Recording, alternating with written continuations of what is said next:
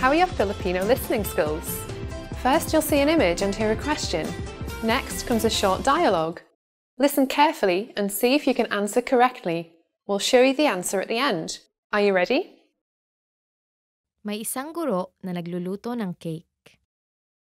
Ano ang inilagay ng guro? Ngayon ay gagawa tayo ng cake. Una, paghaluin ng mantikilya at asukal. Tapos, magdagdag ng 2 itlog at paghaluin ng mabuti. Magdagdag ng harina at dahan-dahan itong haluin. Ilagay ito sa oven at lutuin ng 50 minuto. Ganoon kadali.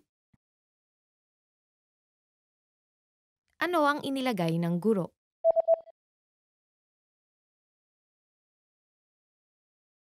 May isang guro na nagluluto ng cake.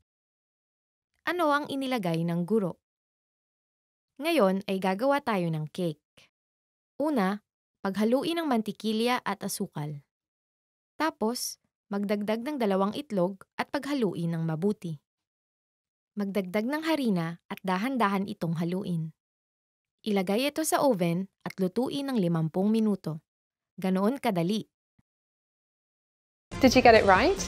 I hope you learned something from this quiz. Let us know if you have any questions. See you next time.